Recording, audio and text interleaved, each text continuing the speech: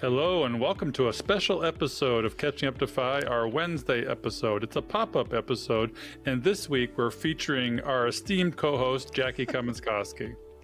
Hey, that's what he likes to say. So we talked about CampFI before. They're all over the country, and I would say one of the best in-person events to go to. Find one in your area. But I got invited, Bill, to speak at the CampFI near San Diego, California, and it was so much fun.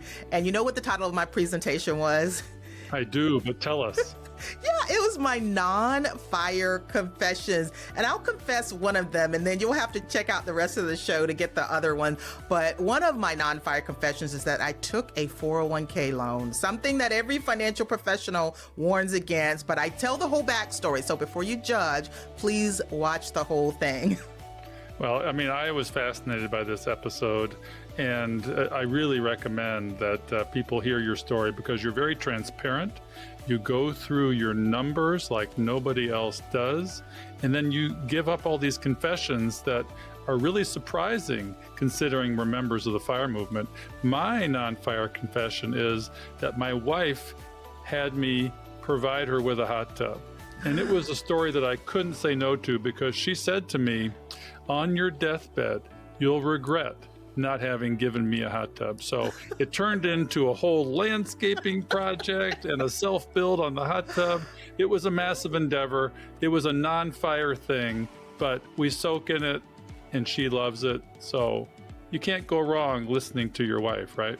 Oh my God, how dare you? Well, I let it all hang out, and our show today is just going to replay that talk that I did at CampFI near San Diego, and we'd love to hear what are your non-fire confessions. So let's roll the tape.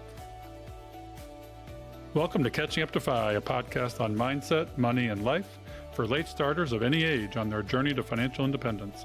I'm Bill, and I'm a late starter. I'm Jackie, and I'm also a late starter, and we're your host. We're here to help you on your journey to financial independence, no matter where you're starting. We're going to talk to experts, other late starters, and explore topics related to our mission. Join us as we catch up to FI together. After 5 years of being in retirement, this is something I haven't really talked about before, but I have a few confessions to make. So I'm admitting that today, and I call these my non-fire confessions. And guess what? They did not wreck my plans.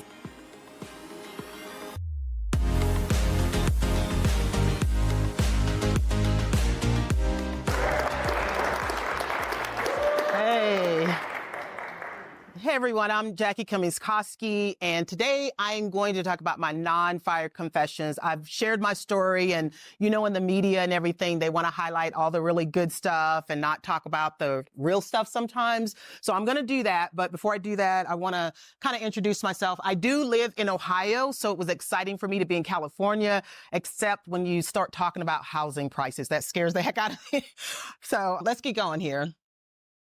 So my profile, I retired at the age of 49. We talked about a little bit about that last night. It was December 2019, so it was literally right before the pandemic. And I was with my company, though, for 21 years, so it wasn't like I just sort of dined and dashed. I'm a single mom, divorced, African-American, and I have one adult daughter, and she is 29, if you can believe that. And I did it making less than six figures. Again, that was in Ohio. I don't make the big bucks like they do here in California. So a little bit about my timeline. I call the first part kind of like mindset over adversity. So growing up, I grew up in poverty in rural South Carolina, another low cost of living area. We didn't have much, but I was raised by a single dad with 6 kids. Now that I'm an adult, I think about that and I'm like, that is crazy, but he did. He passed away about 3 months before I graduated from high school. So he never saw me graduate, but I was number 5 out of 6. So I had one younger sister and everybody else was older. But I did go on to college. I didn't get rich going to college. I was basically a poor college kid. And I was a first generation college graduate. So that feels a little different than if you've got, you're expected to go to college, your mom and dad went to a certain school and they're all helping you out. So the experience was a little different for me. I started my career right out of college. So honestly, after growing up in poverty, I thought the quickest way to try to make a little more money and not be in poverty again was to get a college degree. So that worked. I got a decent job out of college. I ended up getting married. My first job out of college was in Bentonville, Arkansas, at Walmart headquarters and communications. And shortly after, my husband and I moved to Ohio, which is how I got stuck there, get to Ohio and found out I was pregnant. So my daughter was born in Ohio. Then after being married for about 10 to 12 years or so, divorces take a little time. So, that's a little gray area, but it was about 10 to 12 years, ended up getting a divorce. So life changed quickly and it was devastating, not to mention the emotional part, but then the financial part and things like that. It was really tough. So what I thought was a shared journey was now a solo project, and I had to make sure I was going to be okay and my daughter was going to be okay. So finally at 38, I started waking up. So we had a lot of people under the age of 38. Some people retiring at 38, and I was just waking up. So I was truly that late starter, and I probably felt it more than it actually was, but it was a late start to me. So here's what that wake-up call was.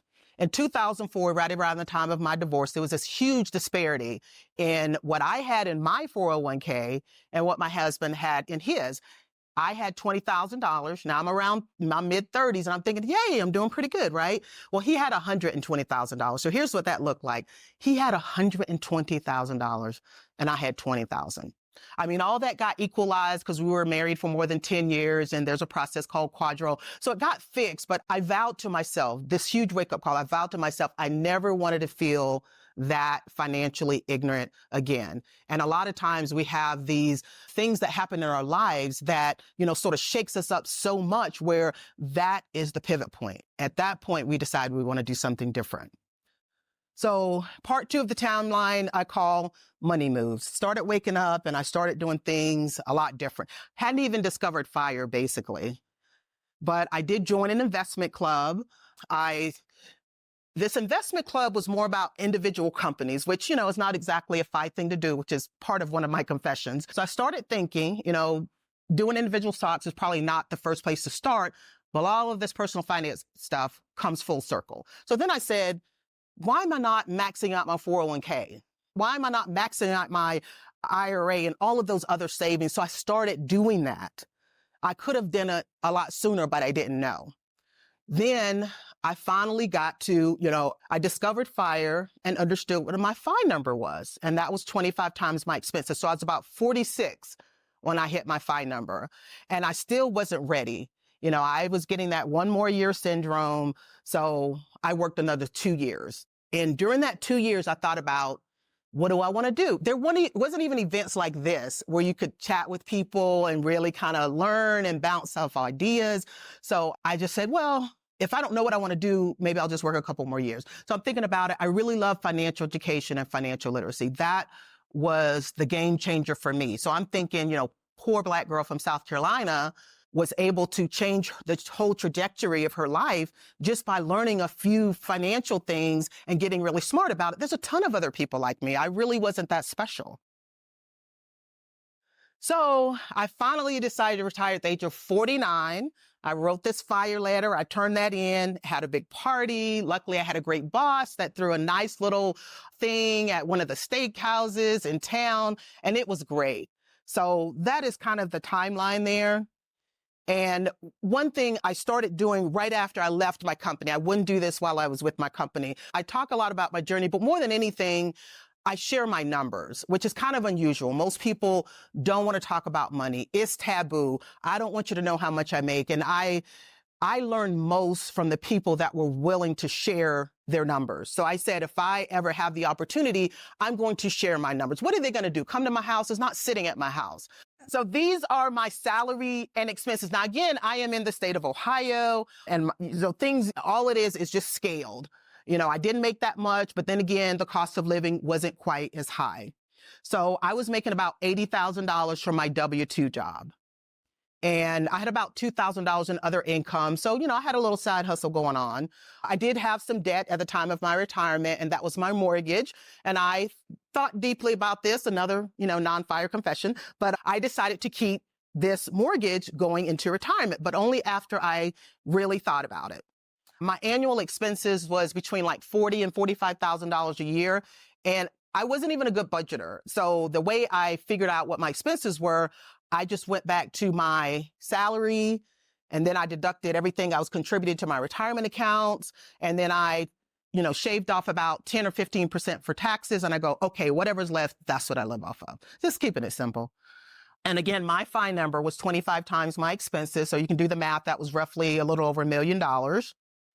And then those extra 2 years, I got to about 30 times my expenses. And again, this whole time I'm thinking I never want to be back in poverty again. So I didn't want to leave and ever have to think about being in poverty again, or for my daughter to ever have to think about it. So the 30 times expenses was more comfortable to me. And I felt like that gave me the extra cushion that I needed. So the thing I want to point out here, and when I'm in a lot of general audiences, not smart 5 people like you guys, but the whole takeaway from this slide is that I was living off of less than I earned. If you spend everything you earn, even if you make $350,000 a year, if you spend all of that, you will never build wealth.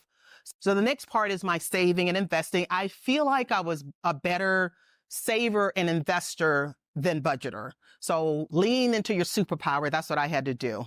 So I first saved 10% because that's what everybody told me to do, right? I got a little bit of a company match and I thought this is where I needed to be. So I moved that up. When I started waking up, I moved it up to 40%. And you know what? It didn't even feel that hard. I just didn't know what to do. I could have been doing the 40% a lot sooner and probably would have made it to FIRE a lot sooner. So this is how the savings broke out. So I maxed out the 401k. I had a very generous company match. I maxed out my Roth IRA. I never made be above the amount where I couldn't contribute directly to my Roth. I maxed out the family HSA. That was me and my daughter. And I had about $2,000 in other investments. So that's how all of that broke out. Now, on this slide, the main thing is that I started with something. So when I, sort of figured some things out and I started getting on the right path, I didn't start at zero. So when people say, well, I'm barely saving anything, it's better than nothing. It's better than starting at zero. So this is my last W-2 in 2019. And this was a decent year. Part of my salary was commission, so it would vary. So this is a decent year. So this is not, I know, don't laugh at my paycheck, okay? California people, don't laugh at my paycheck. But I got this year, my last full year at my company was about $90,000. And then you can see all the deductions that are coming out, right? And my take home after that was about $58,000. So already that's a huge chunk gone before I ever see it. And then after that, the taxes took me down to about $50,000 a year. And then I lived off about 40 to 45. So there's a missing 5,000 somewhere, but I got close. So as you can see, all of the deductions that were coming out, so that's going into savings. And honestly, when I was really young, like in my 20s, when I was putting money into my 401k, it didn't feel like my money. So I didn't even think of it as my money.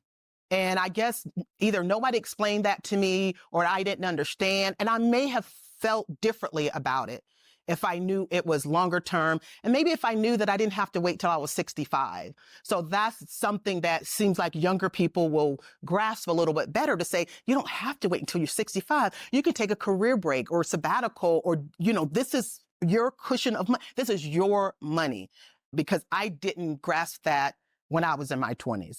So here's the network breakdown after saving all that money, right? So I've got the 401k, that was the bulk of it.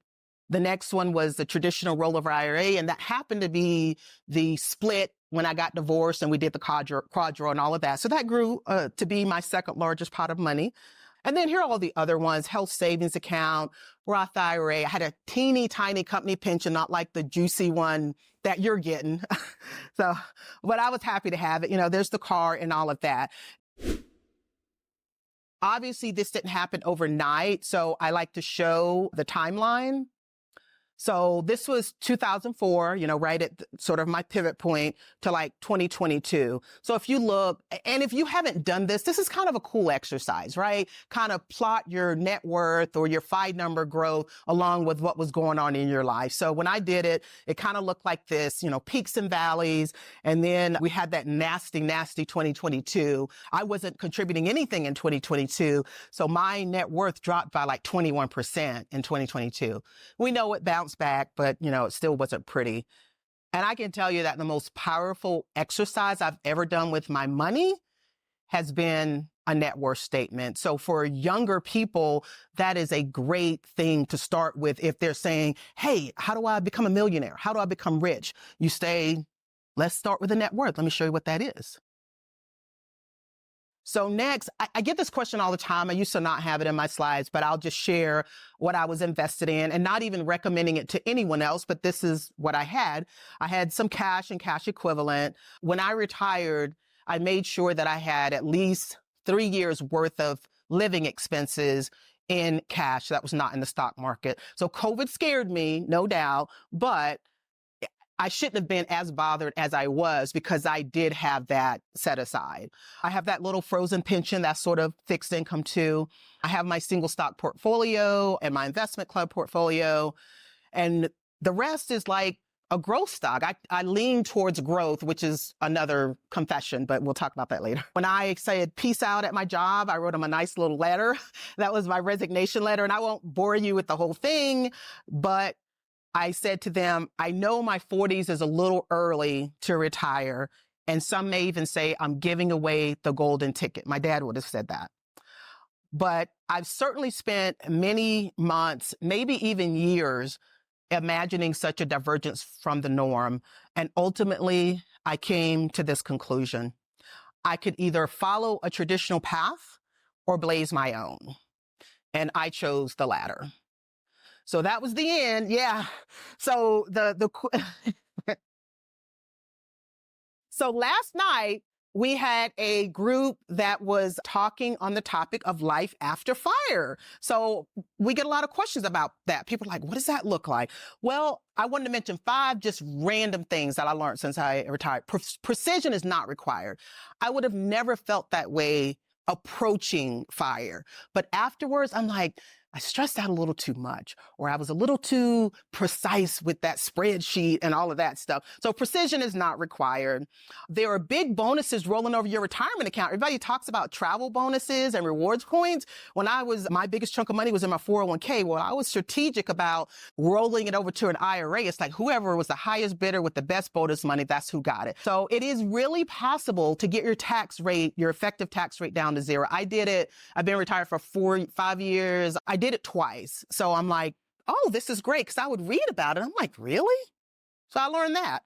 The value of community and like-minded. So even though I'm retired, I will always come to FI events. I will always come to CampFI. I just enjoy the energy. And I learned that there was plenty of free mint leaves at the park that I go to every day. And it was mainly because I was probably thinking about work. I was thinking about other stuff. And finally, when I slowed down, I'm like, are those mint leaves? And I love mint leaves. I love to put them in my martini and they smell really good. But those were just some random things. Some other things here, I'm not quite as wordy as I used to be. And let me tell you why. My withdrawal rate is much less than I thought. I was estimating 4% like everybody else, right? Health insurance was cheaper. I get really good subsidies from the ACA. I budgeted a whole lot more. My health savings account has grown a lot more than I estimated. So I'm figuring out, okay, how do I kind of do my drawdown with that? That little tiny pension I told you about, I decided to annuitize it because I wasn't familiar with the pension. But finally, when I figured out how it worked and all these options, I'm like, wait a minute, I probably shouldn't just roll it over as a lump sum into my IRA. So I'm going to annuitize that. It roughly will be about $500 a month for the rest of my life. I'm like, I figured that out. And then I realized that Social Security is a powerful backstop. I was way too pessimistic. So I'm glad that I took the time to really understand that. Lastly, what am I doing now? Just a few things. That daughter of mine, she's doing pretty good. I think she's second Gen Phi. I feel pretty good about that. I'm focused on financial literacy and education. When I left, I had a whiteboard, and at the center of it was financial literacy and education. So whatever I was doing, it had to align with that, or else it was going to be a no. I did go back and earn my master's degree. I know, the worst return on investment ever, because I'm not really doing much with it, but I wanted to do it for my own satisfaction. I ended up with a 4.0, and this was a big do-over for me because I nearly flunked out of undergrad because I was working full time and I had a lot of stress and things going on. Thank you. And I didn't stop there. I earned some financial credentials because, I don't think that there's enough financial professionals, CFPs, AFCs, or whatever, that know the FIRE community. So I feel like we are actually going to have to breed our own. So if anybody's ever interested in going for the CFP, the AFC, or whatever, I did all of that. I don't plan to practice in the traditional way, but I feel like I can use my CFP in a way that's going to benefit the communities and the people that I want to give back to. So luckily I had the luxury of doing that. Got all kinds of passion projects, and I'm wondering if I'm still retired. I'm not ready to say that I'm not retired because a lot of this stuff isn't bringing me much money.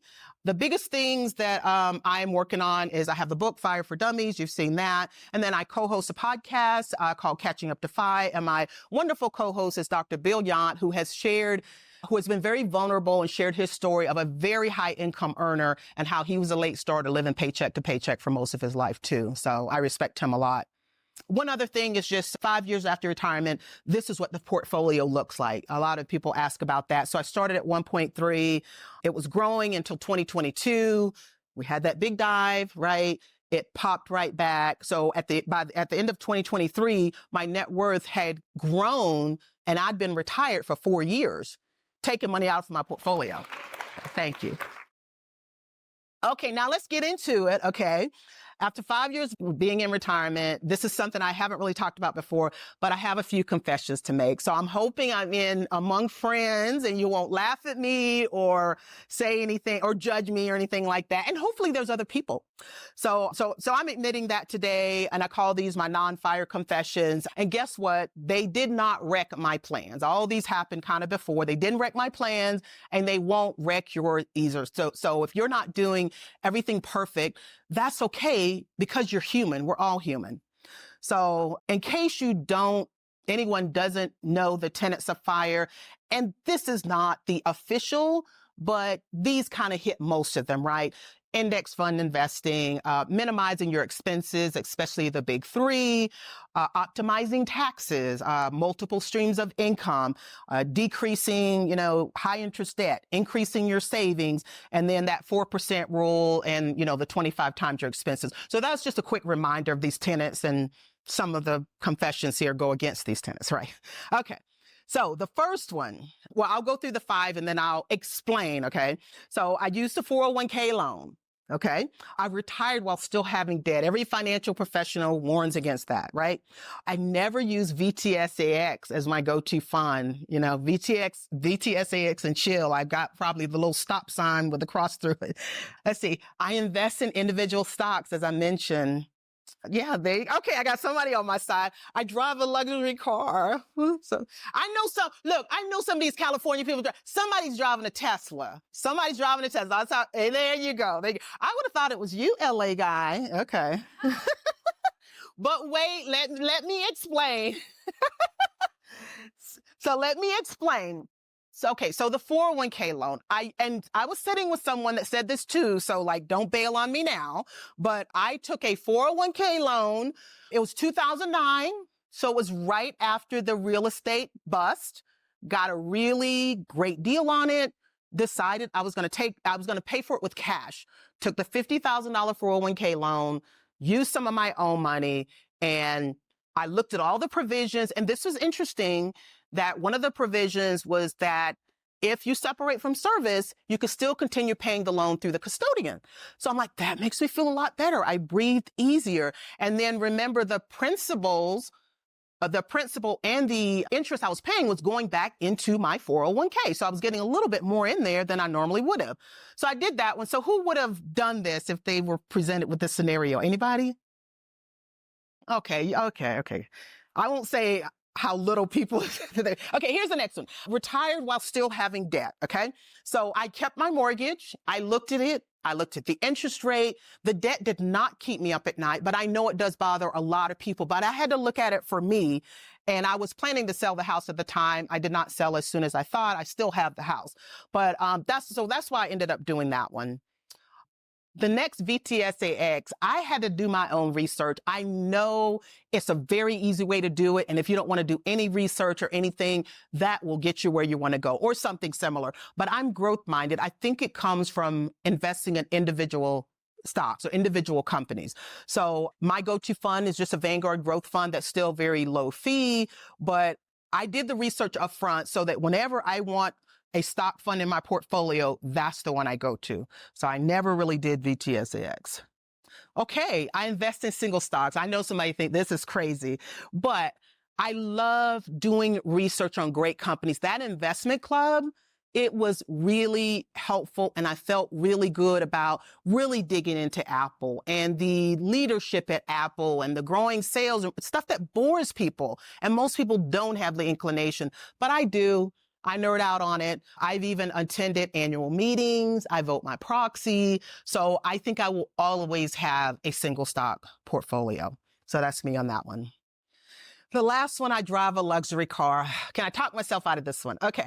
I still follow the tenet of sort of lowering the expenses. We've got people, obviously, that buy or lease cars. It always has to be brand new. I always buy pre-owned. My sweet spot is 3 to 5 years, where I can get it about half off of what it costs brand new. My favorite brand is Lexus because they're very low maintenance. It's basically a Toyota, luxury Toyota, basically. I keep my cars for a long time, about 8 to 10 years, and I usually pay cash or I will pay it off. So in my mind, that's lowering my transportation costs. And I don't feel like I need to drive a beater, but a lot of people appreciate buying a car that's 300,000 miles. I just don't. But that's my confession on that. So what is the point? Okay, why am I even telling you this? So I just want you to kind of know that the tenets of FIRE are wonderful, but remember that your journey is unique. You may not have the same confessions as me, but there's probably some things that you just have dug into and decided, you know what? I think it's better doing it this way. Your situation is just different. Then just think mindfully about the decisions that you're making and just make it make sense. Be mindful, be demure. Anyway, no one decision will wreck your FIRE plans. We're all going to make mistakes. It doesn't have to throw you off or anything like that. And even if it goes against the grain, stay away from small-minded, judgy people. Sometimes before I can get, I took a 401k loan out of my mouth, they're like, oh my God, you should never take a 401k. And I know that, but generally, if someone's telling me something that are in my head, I know it's sort of against the grain or doesn't kind of follow the tenets, I'll just say, well, tell me a little. I'm just more curious than anything because for the most part, I'm around pretty smart people. So I know there's probably a reason. So I would like to ask, what are your non-FIRE confessions, if anybody is willing to share? But this concludes the presentation, and I thank you guys for not judging me too much. So, Bill, as you know, we cannot do this show without our amazing staff and the people that help us put this on. Our social media maven is Diana Falk, and our editor is Fritz Brizard. We love them, and they keep us going. Yeah, Jackie, this show wouldn't have the quality it has without our folks, our peeps. And we'd also like to give you a few calls to action for the show. We love our community and we hope you love us back. If you would like to support the show and our mission to help late starters, you can do that at Buy Me a Coffee, which is a platform that allows you to make a donation. The link is in the show notes and on the website. Check out the show notes for resources mentioned in today's show. Also, head on over to our website at catchinguptofi.com and check out our vetted resources, partners, and affiliates for discounts and their services because we love sharing great deals. Please share the show with others and head on over to our Facebook community to help us grow. If you prefer video, head on over to YouTube and watch the show there. We hope you've enjoyed this episode of Catching Up to Fi. We would appreciate it if you could also leave us a 5-star review to help our message reach others. And while we are financial educators that love to teach, remember that our content is for general education and information purposes only. We are not providing financial, legal, or tax advice. Always do your own research or consult a professional before making important decisions. So, Jackie, we'll see our audience next time on Catching Up to Fi. Cheers.